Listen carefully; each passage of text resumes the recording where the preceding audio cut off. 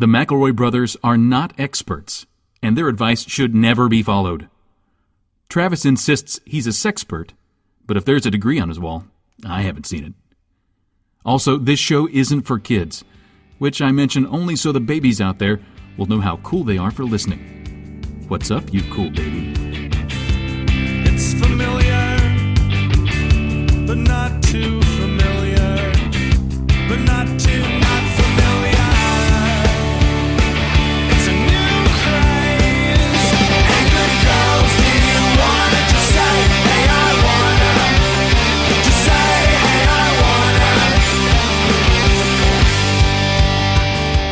Hello, everybody, and welcome to My Brother, and Me, an advice show for the modern era. I'm your oldest brother, Justin McElroy. I'm your middlest brother, Travis McElroy. Hey, I'm your sweet baby brother and 30 under 30 media luminary back in a big way, Griffin McElroy. Hey, guys, you know how last week we tried to be earnest and we really nailed it and we were earnest the whole time? Yeah, I said a lot of shit and I meant all that shit. I meant all of it. I was thinking about it, and this week, what if we keep that old train a-rolling and we focus on the 20 funny, fill your life with laughter and love, and this week we aim for another goal and we try to be relatable.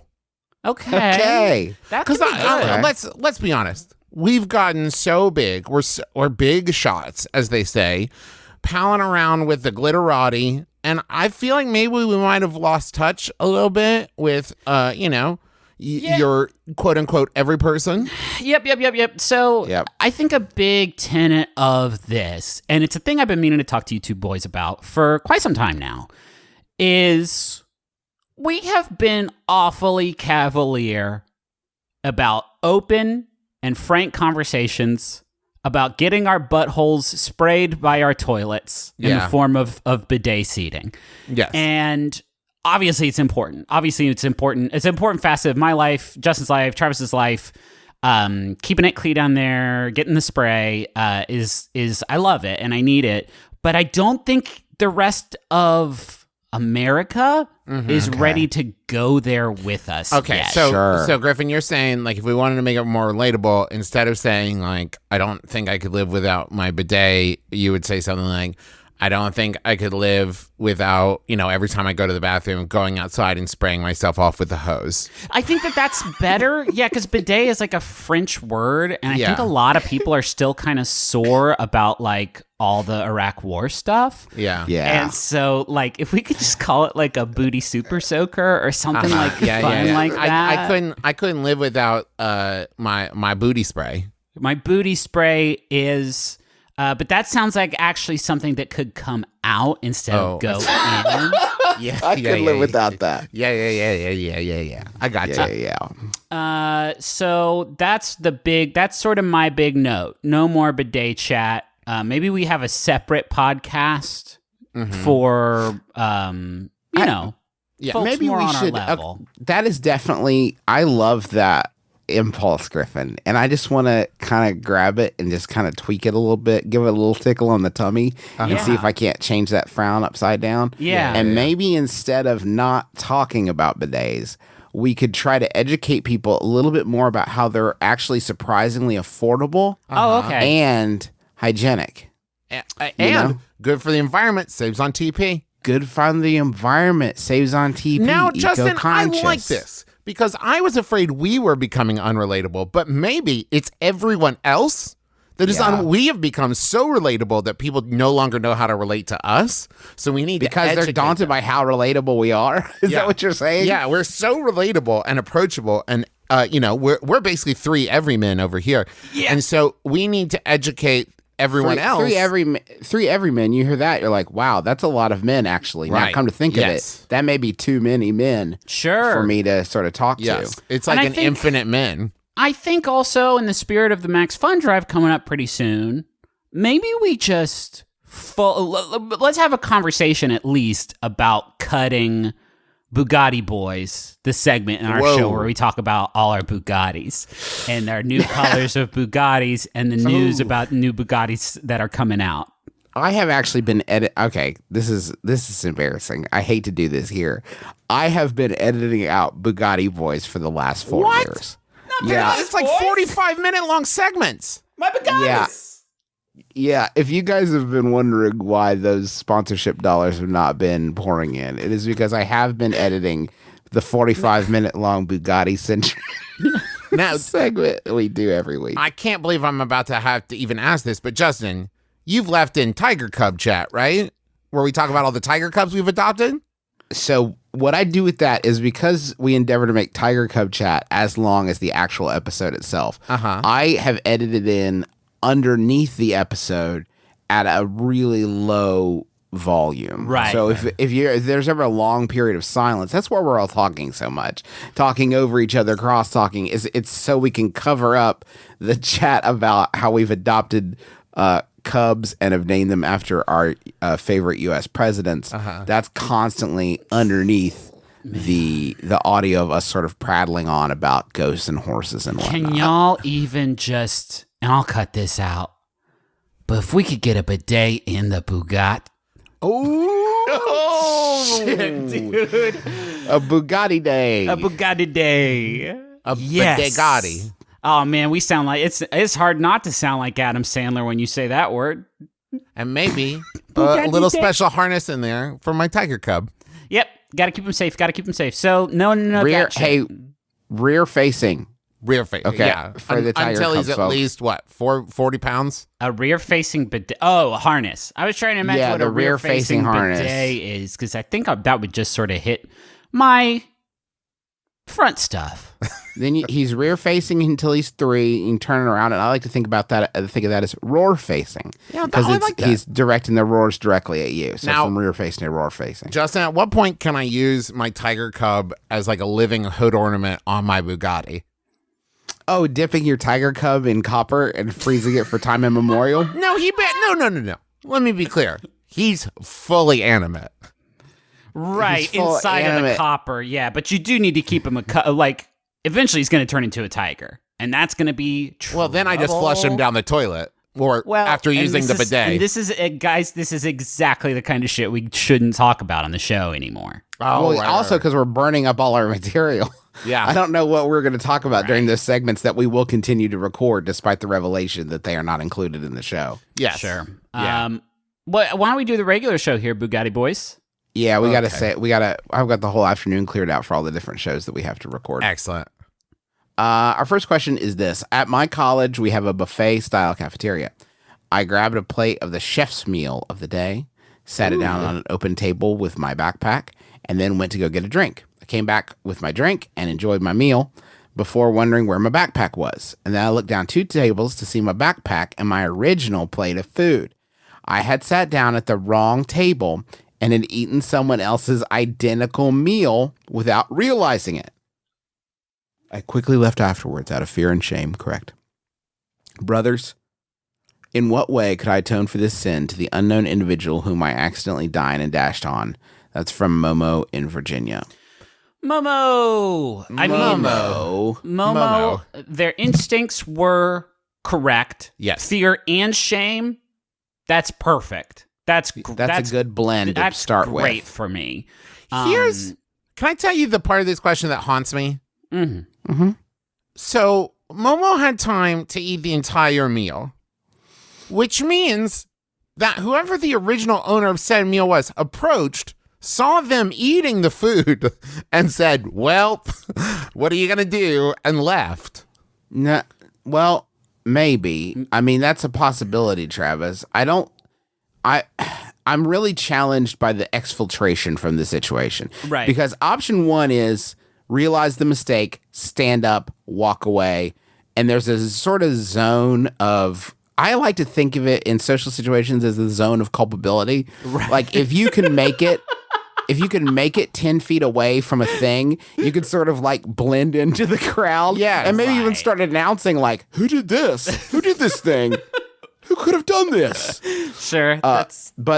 But I think that the other option, so that's option 1. Option 2 is you realize your mistake and then take it to the trash. And then you are running into the possibility of this person seeing you take their food didn't see you eat it, but did see you pick up their plate, take it to the garbage, and empty it out, which is also very bad. I was trying to work out where the other person was in you. this scenario, and I think I've got it cracked.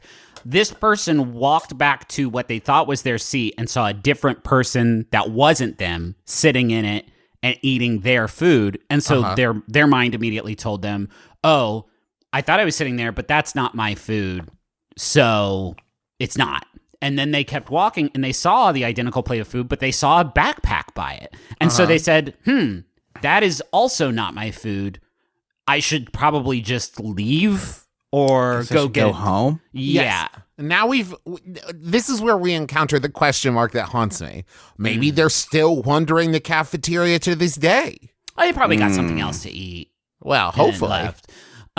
What can you do to make it up? I mean, you gotta find them first if you're gonna make it up for them, because otherwise you could just kind of start buying plates of food and leaving them around like you're some sort of, pelt hunter or something that you're trying to catch a hungry student.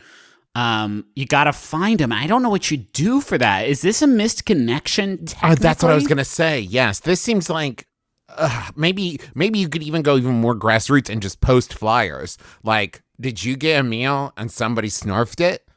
I was the snarfer. I owe you one. It's me. Hey everyone, it's me, the Snarf. Thanks for coming to my Facebook page. I am looking for a person who likes spaghetti. But not in a strong enough way to say something when encountering someone else eating it. Momo, what did you do? What did you do with your original plate of food? Good question. Because now you just have a big plate of cold spaghetti, and you got to decide, like, am I going to have to eat? Okay, there's three options. One, people see you empty it into the trash. Wasteful Ricky. Not good. Especially since it does look like you ate your food and then walked over and took someone else's food and threw it away. And threw it away. Momo. I'm full. Everyone should be full. I'm throwing this in the trash. Kids, I'm done. Get back in the car. That's possibility one. Possibility two, slide it into your backpack. And you have to get a new backpack, but at least you've tamped down the shame. Three is you eat a second plate of delicious chef spaghetti, and that's fine, I guess. It's a lot of carb. Maybe you do a half college, marathon so or you something. can do it. Yeah. Listen, Yeah, that's a good point. when I was in college, I had one meal at the cafeteria that was like included in my plan a day, and it was like all you can eat, as you said, buffet style. So I would just go in and hurt myself with food, but I was like 20, so I barely even felt it. You know what I mean? Right. Like, and then I'd go home and sleep for 14 hours or whatever because I could. Do you guys want a Yahoo? I'd love that. Yes, please. Here's one that was sent in by Brian. Thanks, Brian. Oh. It's from Yahoo Answers user Mwahahaha, who asks, Oh, not a great start. how to still look perfect in a farm? So me, my family, and cousins are going to be going to my grandfather's farm for vacation for like 2 to 3 days, and I need to look perfect. Thank you. Oh, wow. What an open-ended, like, perfect, like, are you gramming it? Is that it? Or is this just like, if someone saw you, they'd be like, they totally belong here. Travis, don't be fucking obtuse, dude. They need to look perfect while in their grandfather's farm for 2 to 3 days. Now, listen, this can be tough. What I would do personally, and listen, I'm speaking relatably here, I would hide toiletry kits throughout the farm that include maybe some concealer, new deodorant, maybe even like a new shirt, so that I can constantly look fresh no matter what work I've been doing. And then what's great about that is if you don't use them, maybe the animals will, and you have some fresh looking cows out there or whatever. They'll love your cream. That's for sure. They're going to get all over that. Yeah. But let's talk about clothes. Yeah. Dungarees. Perfect in this. Sorry, go ahead. Dungarees. Now you go ahead. Dunkaroos. I've decided in the grand tradition of evolution of the show that I'm going to start outsourcing some of these to Quora, which is like the smart, it's like the actual good alternative. It's a positive universe Yahoo Answers. And there's a question here. What do they call the outfits that farmers wear? And I thought that would be perfect, right? Because you're getting you want to get the look right? Because if perfect in this scenario is to be like the perfect farming look. Is that fair? Can we grant this conceit? Okay. I mean, I get, yeah. So Janice here says has worked with farmers for decades, and she answers clothes. Oh, All right. Sure, some farmers wear coveralls or overalls, which is what TV shows and movies would have us all think farmers wear. But most of the farmers I know just wear clothes. So like a Depending on the work, I know farmers who wear long sleeve plaid shirts and others who wear sports wicking shirts. Some wear jeans while others wear shorts. This is getting a little Dr. Seuss for my taste. Now, here's the part where this kind of like gets kind of fucking weird. Janice then writes, here is a dairy farmer friend working on his farm 2 different days. One day, he looked like a stereotypical farmer in overalls. And there's a picture of fucking, I don't know how to say this other than creep shot of an old man walking in white overalls towards some cows or something. White overalls? White overalls. White. Is that for milk work? It's Star Trek rules. You have to dress for the color of your job. So the first one is just this fucking creep shot of this man walking towards cows. And then it says, the next time I caught him in the barn unloading feed, he just looked like everyone else. And then there's a picture of a man wearing khakis and staring at a huge fucking pile of cow food.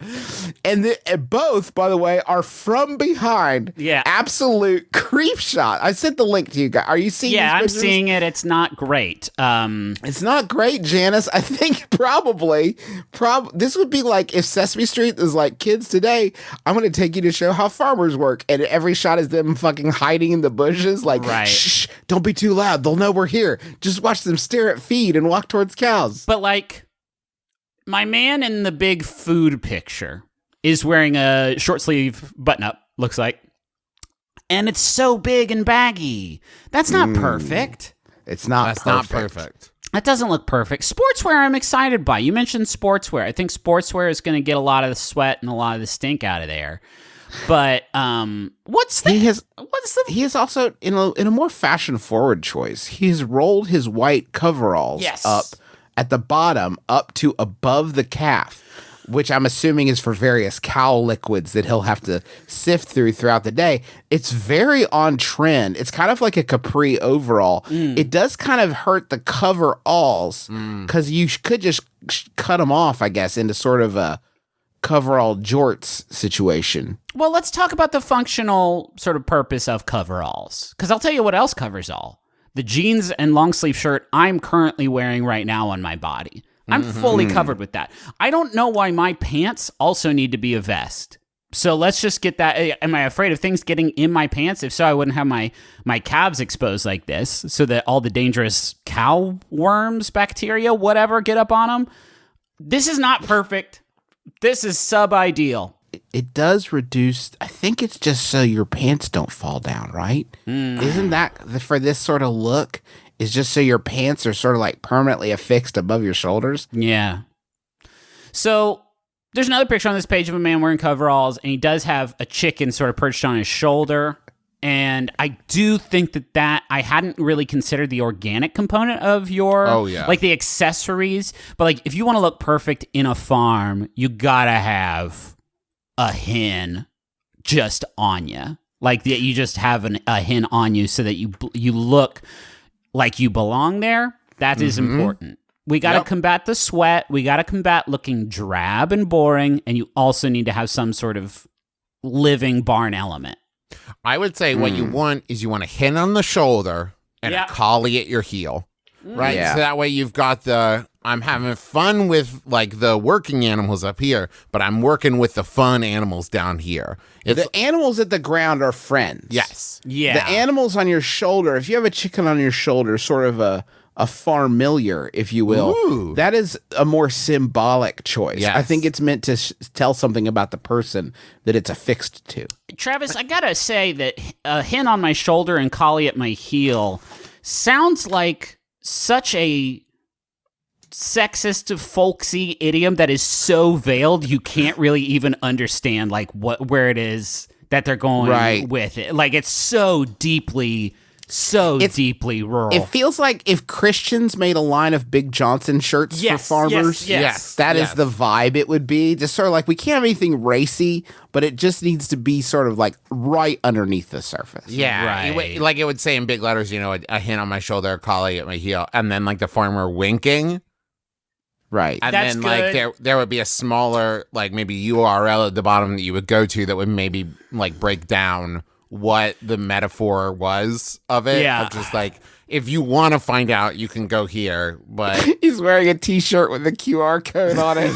And you just, to have the joke explained to you, scan That's great. And of course, I can't believe we've gone this long without saying it. And I don't even think you should be allowed on the farm without it. A long stalk of wheat that you're just kind of got hanging out of your mouth. yeah, just to test it to make sure it's ready to go to market. Yeah, I like that. I haven't seen a farmer do that in real life. I've only sort of seen like, you know, the mascots for farming-based phone games always got a long stalk of wheat sticking out of their mouth. And it tastes good, maybe. I don't know. Bread tastes good. That's how to pace your carbs right there. Mm-hmm. You can't eat a whole loaf of bread. Just eat one delicious stalk at a time. Just vape a stalk, dude.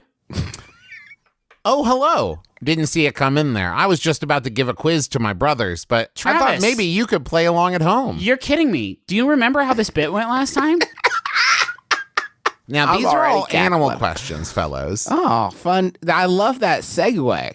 Oh, thank you. Now, boys, here's my question for you, and I invite our listeners to, of course, play it along at home. In proportion to body size, which animal has the largest penis? This is probably okay. So, Juice, maybe it's like last time we did this, we were like, maybe by the third question, there will be like some big payoff for like a funny joke. Maybe maybe he's playing chess, and it's like the third time he does this bit. So you're saying we power through this? This one's gonna suck shit. Everybody at home, listen. This is Griffin, and I'm gonna be real with you. The next few minutes of the show are gonna suck shit. But the next time Travis does this bit, the payoff is gonna be so decadent and so rich and juicy. The anticipation, like you guys are going to be so hard for the third time that Travis does this bit. But to answer Hippo. a hippopotamus. A hippopotamus, you say?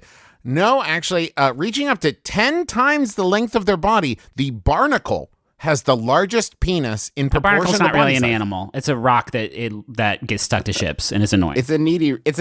It's a needy rock. Okay.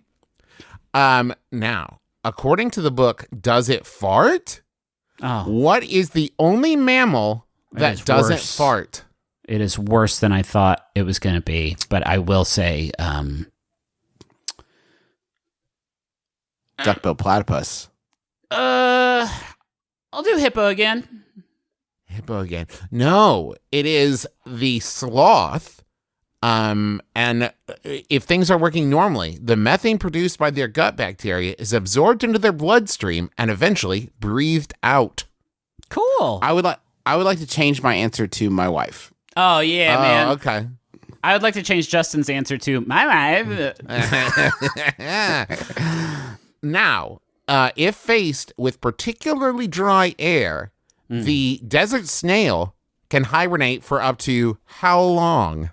And this will be the last question for this round. There's one more. A year?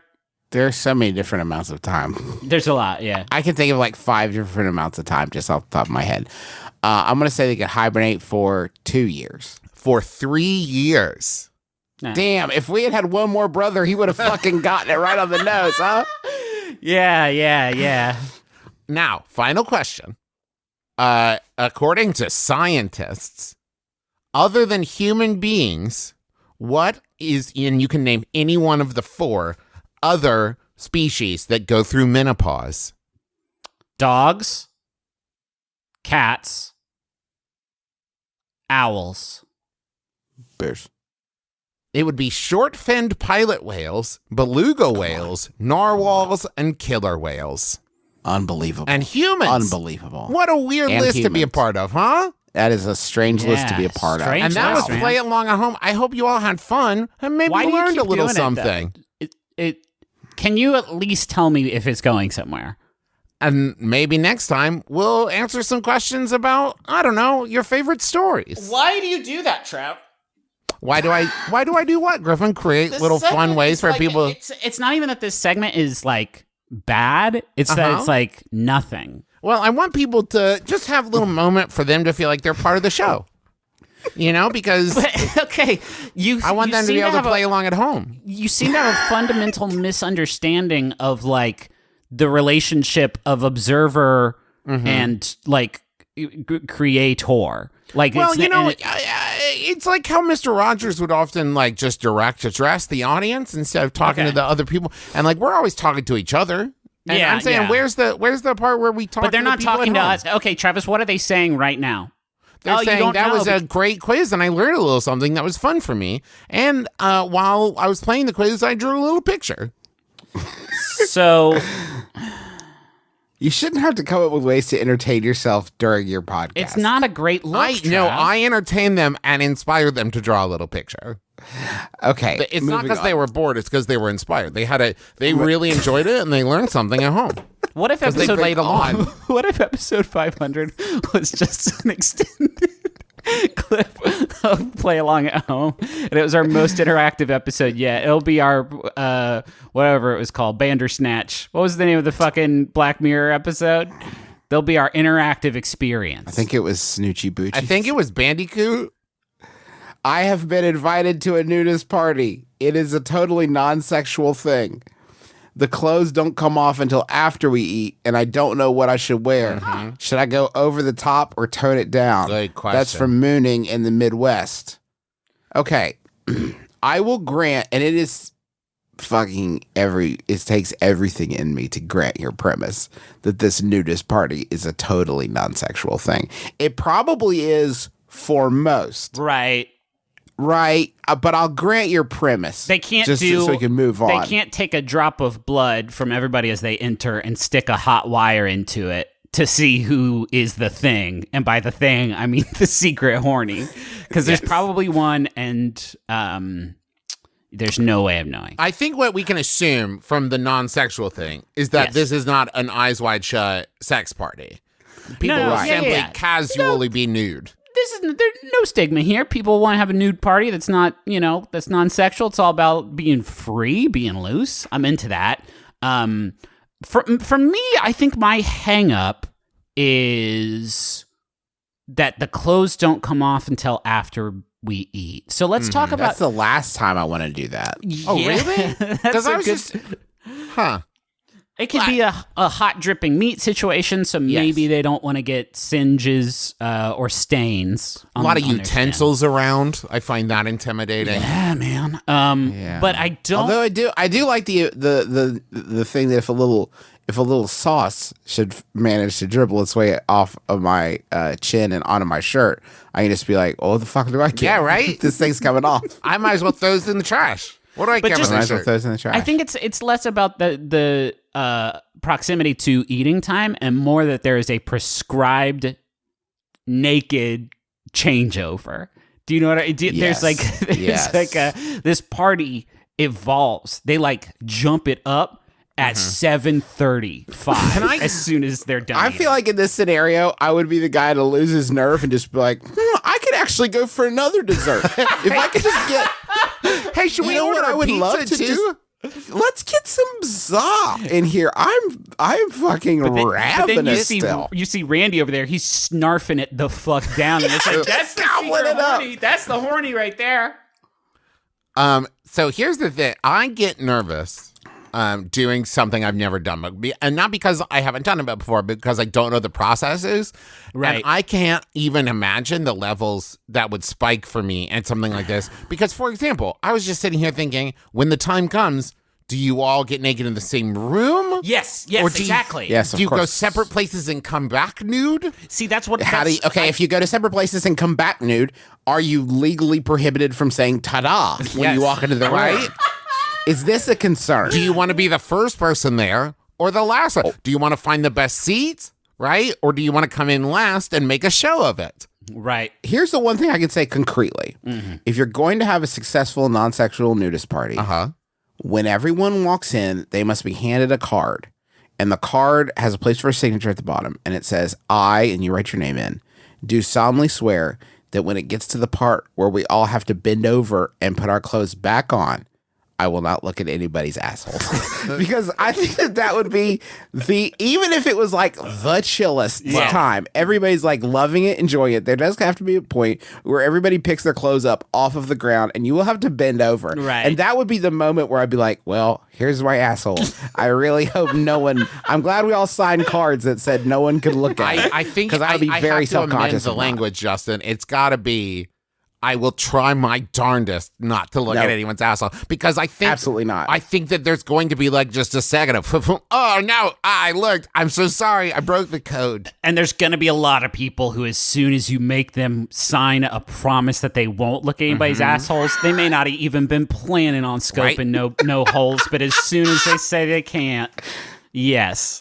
So let's get back to the actual question, though, because this is a good question. Do you come in like a loose fitting, like almost like a painter's, like bodysuit that's like one zipper and you're out? Yeah. Or is this like, I need many pieces and I'm going to slowly throughout the course of the meal remove my gloves and then my jacket and then the vest and then the ascot? It's not a burlesque show. Yeah. I certainly don't think that's appropriate. But do you want to seem overeager? I'm worried that the one zipper body is like zip, and it's like, whoa, look who's already naked. I feel like the norm at like parties like this is that there is like a zone of nudity or a zone of doing it, if that's the thing, right? But the idea of it just being a general nude house party, those have to happen too. And you can't drive up to the house and be nude. You can't get out of your car nude on the sidewalks that the taxpayers pay for, I don't think.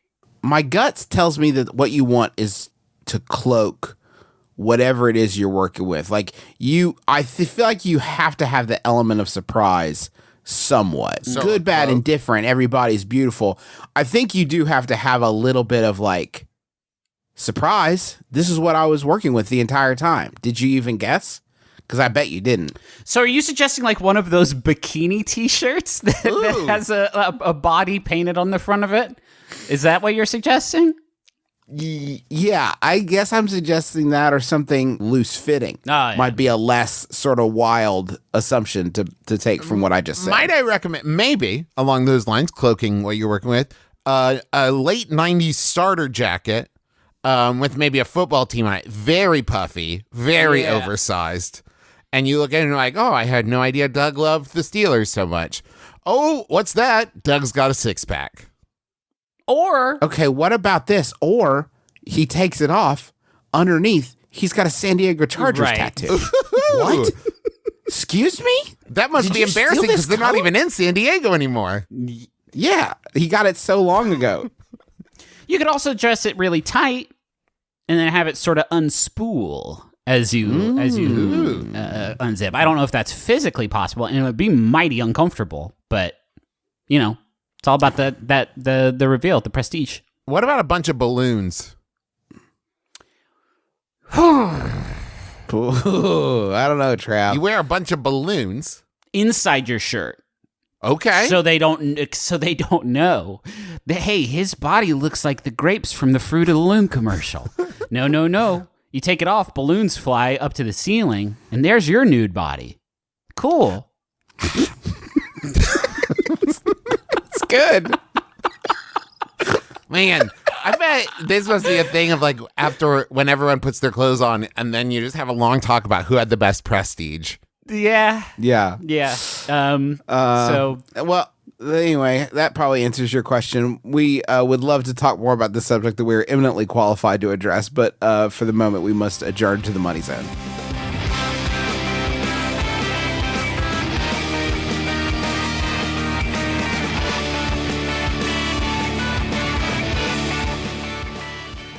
Griffin? Yeah. I've been trying to recruit for a while. I just yelled. I'm sorry I yelled. I don't know why I'm That's sorry okay. I yelled. No, it was dramatic. I liked it. I've been trying to recruit for a while. Okay. and I don't know how to do it. I'm trying to build, let's say, a defense force, like highly skilled agents that I can send on missions, right? To set right what one's doing wrong. Yeah, I don't know that ZipRecruiter. I mean, they post to lots of job sites, right? So they may be able to help you put together a sort of A-team situation, if that's what you're suggesting. I mean, I wasn't even thinking A-team at the time, but now, yeah, something like that. I mean, a Codable co-founder, Gretchen Hebner, needed a game artist for her education tech company, and she went to ZipRecruiter.com, posted her job, and found the right person in less than 2 weeks using their powerful matching technology. So I don't see why you couldn't find a few, ragtag soldiers of fortune. Yeah. Do you think that when Gretchen Hebner hired that person, Gretchen was like, I need you to do like some, design stuff and also maybe steal some plans for a missile? Maybe, but there's only one way to find out. And 4 out of 5 employers who post on ZipRecruiter get a quality candidate within the first day. I know that seems like a non sequitur, but I did need to say it. It's the smartest way to hire, ZipRecruiter is. And right now, ZipRecruiter, you can try it for free at our web address, ziprecruiter.com/mybrother. That's ziprecruiter.com/mybrother. Now, Justin, if I was looking for a way to advertise my team of soldiers of fortune who are going around righting wrongs and stopping bad people, Travis's extrajudicial sort of action team. Yes. Yeah. But because for a while now, I've just been writing it out on note cards and taping it up on telephone poles in my area. But I feel like maybe that's not the best way to advertise my goods and services or to promote my physical or online business or sell products and services of all kind. Are we calling your extrajudicial action team a service or a product? Well, it starts as a service, but then we can brand and maybe do a little merch. Oh, that's fun. Yeah. I love that. The best place to do all that is going to be Squarespace. Oh. You can do all the things you want to do with beautiful customizable templates created by world-class designers. Everything's optimized for mobile right out of the box. That's another way of saying phones. A lot of people have asked.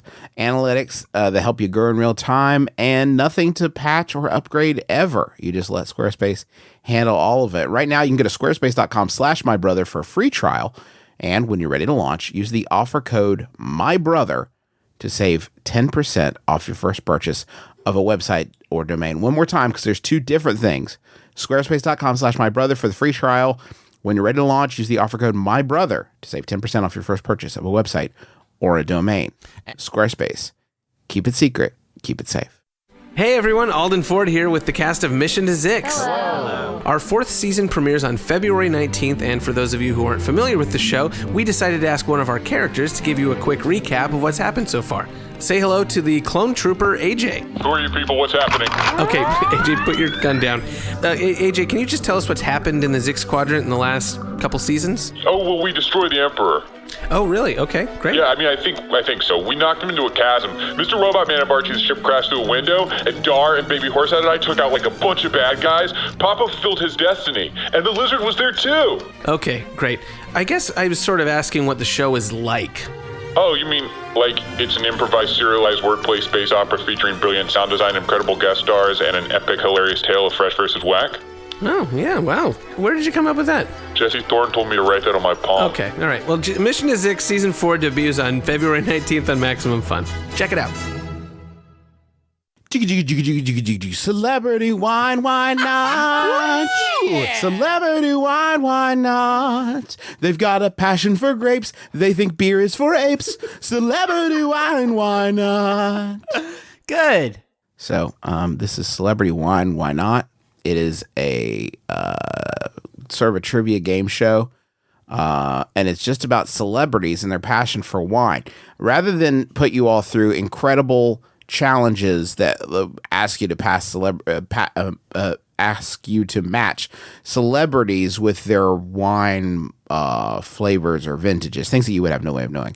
I've constructed a 5-question quiz about celebrity wine. Should people play along at home? No, I think actually to differentiate. I would ask they not. Yeah, please fucking don't play along at home. Please with this don't. one. Yeah, because that's mine. That's Travis's thing. Here's our first question. Knocking Point Wines is co-owned with Walla Walla natives Kevin Zenter and Andrew Harding and this actor.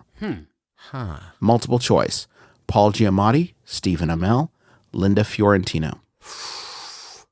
I think feel like Giamatti is so on the nose. it's a trap. Yeah, it's a Giamatti trap. It's a Giamatti snare. Who was the second one?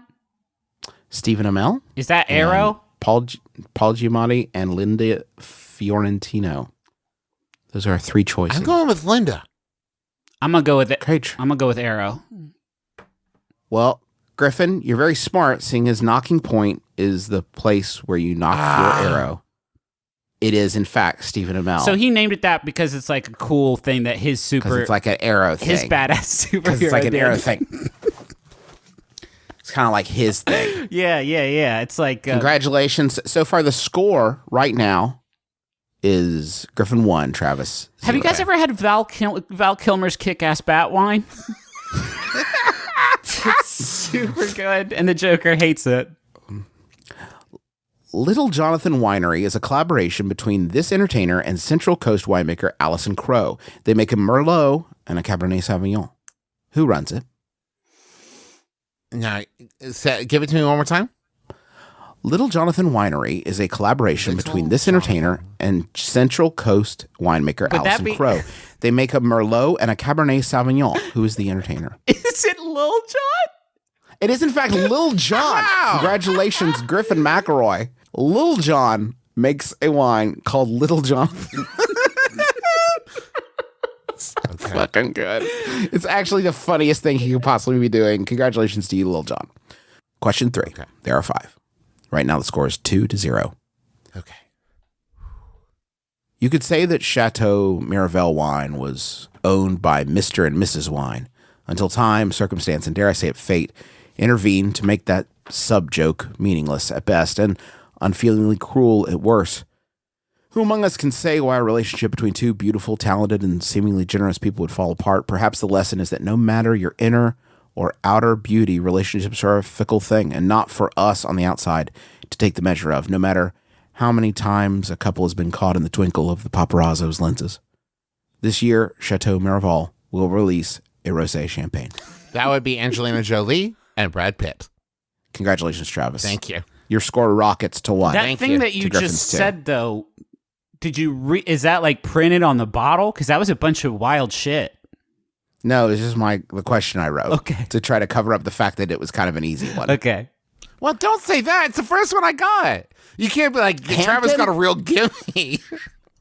Hampton Water Wine, a rosé blend, is a collaboration between Jesse Bongiovanni and this entertainer. Hampton Water Wine, a rosé blend, is a collaboration between Jesse Bongiovi and this entertainer. Is it...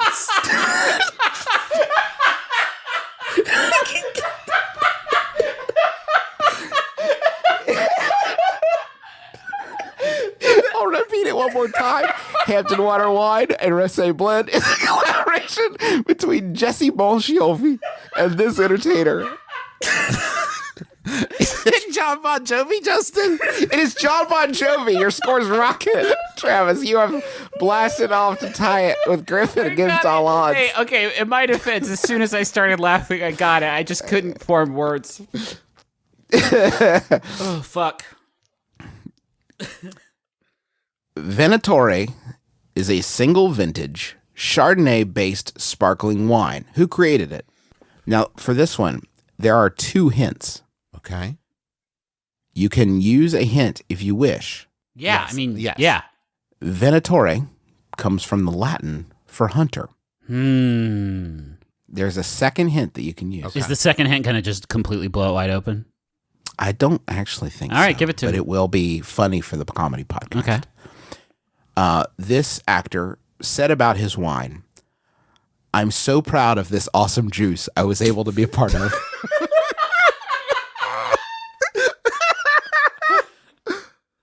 Okay. Now, I will give you a third clue, and this one might break it open. If Travis misses this one, he will be kicking himself. Ooh. Huh. Awesome juice. Venatore, a single vintage Chardonnay-based sparkling wine. Venatore comes from the Latin for hunter.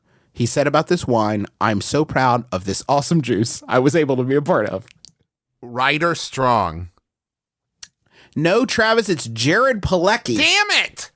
of Supernatural so fame. And that right. is the sound of you kicking I am yourself. kicking the shit out of myself. And he is so proud Padalecki, by of the this way. awesome juice he was able to be a part of. Sorry, Travis. Padalecki, by the way. Okay, you've given a half a point for the correction. Travis wins. Yay! Celebrity wine, why not? Congratulations, Travis McElroy. From nowhere, from nothing, you have risen to take the celebrity wine, why not crown. That was close. Celebrity wine, why not? Celebrity wine, why not? They've got a passion for grapes. They think beer is for apes. Celebrity wine, why not? That's powerful, Juice. That was a powerful fucking segment. Yeah, thank you. Thank you. I was really proud of it. Hey, I got a Yahoo here. It was sent in by a bunch of folks. It's from an anonymous Yahoo Answers user who I'm going to call Joe Asks. And we know the answer to this one. Oh, good. I like a nice slam dunk. Yeah, but I think it's worth talking about. Okay. If you stink at golf, can you just throw the ball? Yeah. Is that against the rules? Yeah, if you do this at the PGA Masters, the big show, the big beautiful game, they are going to you will be penalized. Yes. And I think they do that by adding strokes to your current score, or now your caddy, you don't get a caddy anymore, so you got to carry the things yourself. Yeah. I think it's pretty ridiculous. And frankly kind of embarrassing to think that if you're not good at the game, if you're not good at like hitting the ball with clubs, that you can just pick it up and throw it, right? Yeah. Well, but what if you could do well, that? here's what they don't tell you. And I took individual dual sports in high school where they taught us about golf. And this is a little known rule in golf. You can do it, but once you do it, everyone else gets to do it too. You break it's called breaking the seal. Correct. Once you break the seal, everybody. So you got to watch out for if your opponent can throw things super far. Exactly. Right. If you think you are the strongest throwing golf person, Right. do it. Mm-hmm. Right. But if you I saw, Jenny the other day throw an egg really far, that probably translates to this. And it's not just about how far you can yeet this golf ball. It's also about the precision game, right? It's about your approach, and it's about, you go up against somebody who is on the Bozo's Grand Prize game. Mm-hmm. They're going to be draining buckets left and fucking right. And maybe you want that, maybe you don't. But I do think that if you stink at golf, you should just be able to throw the ball. You can also kick it. That I don't like. You don't like the kicking rule? No, I don't like that. Golf ball's not good to kick because it's little, and so it's like easy to miss it, and it's hard, so it can hurt the foot. But picking it up and throwing it, like, that's got a good hand feel to me. Like a golf ball leaving my hand with tremendous force. Mm-hmm. I like that. You know what I like? And it's rare to see this, but when like a powerful golfer gets up, hits the ball real good with the club, and it goes a real long way. And then a real pipsqueak gets up there, and everyone's like, well, they don't got it. And they kind of lightly tap the ball, and the ball starts rolling, and everyone's laughing because of how lightly they tapped it. But then through a series of like it bouncing off stuff and little hills. And just an organic Rube Goldberg machine. Right, a bird picks it up thinking it's an egg and realizes it's not an egg. They get a hole in one. Mm-hmm. And I like when that happens. That's basically the Legend of Bagger Vance. Yeah. Yep. Jeez, it happens in Bagger Vance, happens in Greatest Game Ever Played, Happy Gilmore, happens in all the best ones, Caddyshack. The Shia LaBeouf one. That's the greatest game ever played. Thank you very much. Sorry. I own that on DVD. What about yikes? What about the thing they do where they use the stick what is it? club? A club. Thank Yeah. you. When they use it like a pool cue. Oh, yeah. I think it's like in Tin Cup or Happy Gilmore, one of those. Like, is that okay? Is that permitted? yeah. In Tin Cup, he does one drive with a baseball bat. Yeah. Certainly, that's not okay, right? You should be okay, able to too. use that. There are no rules in golf. Oh wow. There's probably a few. I think if you can get up to it, you should be able to throw your opponent's ball backwards. That is true. But Did then you it's know like that- it's a sneaking game. Did you know that if your opponent gets between you and the hole, you're allowed to drive your ball through their chest? You can do that. You can plow right through them. Yeah. No, let's stop joking around. No court in the world can convict you. It's international waters. But no joke. You should be able to pick the ball up and throw it. I feel like, especially if you get in the sand. Like, Right. you know how when you're watching like the Masters and they get in the sand and then they spend like 30 minutes in there just like hitting sand over and over again.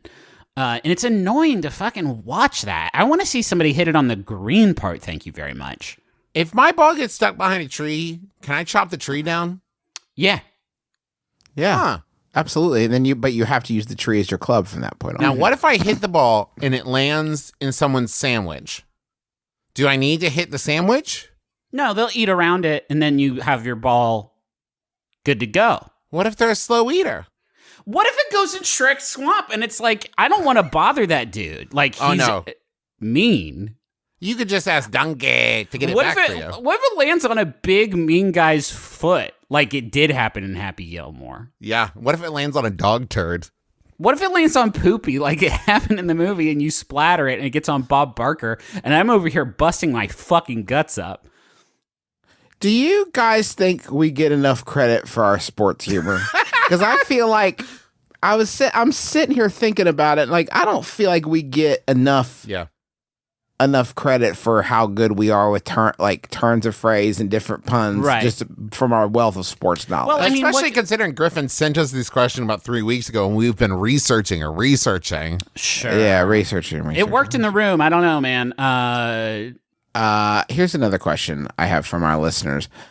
How can I go big and go home this year? I don't know that this will work for the program. I don't know if there's enough to work with here. I am now of an age. I am 36 years old. I have 2 children. I still want to party, but I do want to be done by like 8:30, 8:45. So this question from Boss is, because I don't have a clean read on it, how can I go big and go home this year? So both go big and go home. I mean, I guess we should just say leave early and then sit in silence for 7 minutes. But that's not big. That's just going home. Where's the big part? I want to make a big splash and then leave. Make 2020 the year we stop using doors. Ooh. Okay. Tell me more about this. When God opens a window, Boz scuttles through it, in and out, like the cool friend on Clarissa. Sam. Sam's, thank you. Only windows, no doors. That is so big. And then if you do that, if I'm like at a party and I see somebody open a window and climb through it and then just fucking bolt, like run away as fast as you possibly can. Let me think about the other things I'm going to be talking about at that party for the rest of the night. Oh, that's right. It's nothing. Yes. It's nothing. You're the hit. You're it. You're the hit of the party. And if you can make it out the door to go home, or make it out the window to go home, no one will see you leave. They'll assume you were there. They're like, but I was by the door all night. I never saw Boz leave. You could be in conversation for 3 minutes at a party, and then if you at some point like turn, run, and just fucking tiger leap out an open window to the safe ground below. It has to be ground level. Yes. Or you're not. This isn't Jackass, folks. You could set up a crash pad. Yeah. Another good way of doing this is if it's a place that just has one restroom, you do the Ace Ventura thing, but before you use it, where you say like, do not go in there when I'm done with it. And then you go in and shut the door and you do lock it. And then you do climb out the window and go home. And then people will be like, yeah, that's Boz. They just like went to the bathroom at this party one time. They were in there for 3.5 hours. And we never saw them again. Here's a different one you could do. I just want to take that and kind of tickle its belly a little bit. Okay. Yeah. Make it smile. Make it smile. Here's the thing. You walk in to a room and say, woo, do not go in there, like Ace Ventura. Yes. But the room you have just walked out of is nowhere near the bathroom. Ooh, yeah. So that is one that you could do that people would not see Justin, coming. can I take that and just tweak it just a little bit? Turn up the knob just a little bit.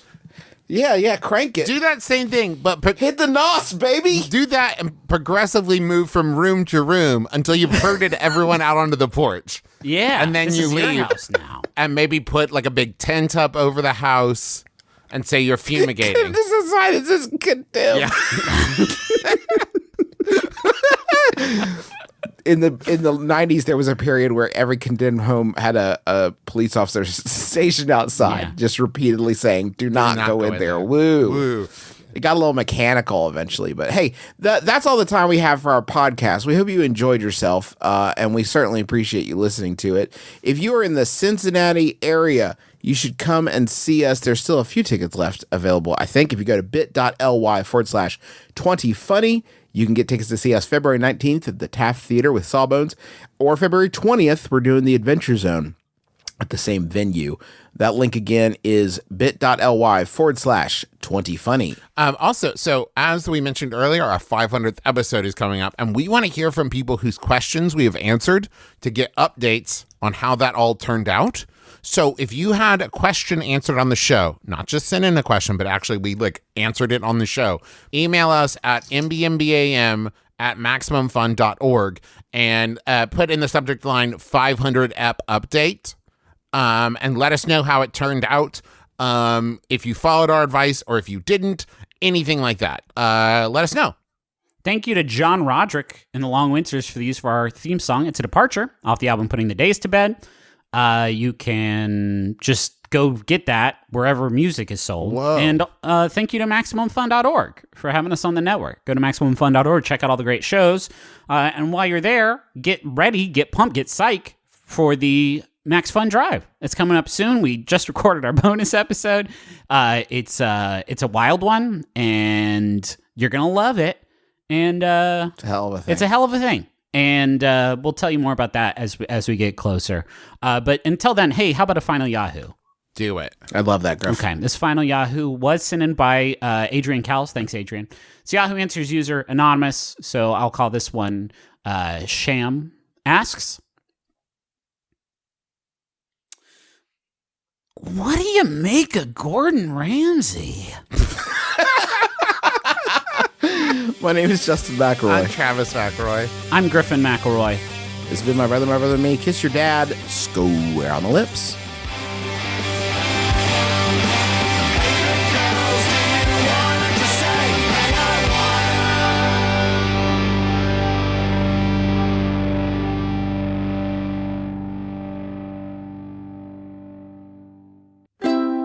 MaximumFun.org. Comedy and culture. Artist-owned, audience-supported. Hey, I'm Jared Hill, co-host of the brand new Maximum Fun podcast, Fan Time. And I'm Travell Anderson. I'm the other, more fabulous co-host, and the reason you really should be tuning in. I feel the nausea rising. To be Fan-Tie is to be a big fan of something, but also have some challenging or anti-feelings toward it. Kind of like Kanye. We're all fans of Kanye. He's a musical genius, but he thinks slavery is a choice. Or like the Real Housewives of Atlanta. I love the drama, but do I want to see black women fighting each other on screen? To the nah, nah. We're tackling all of those complex and complicated conversations about the people, places, and things that we love. Even though they may not love us back. Fan Time, Maximum Fun, podcast. Ew.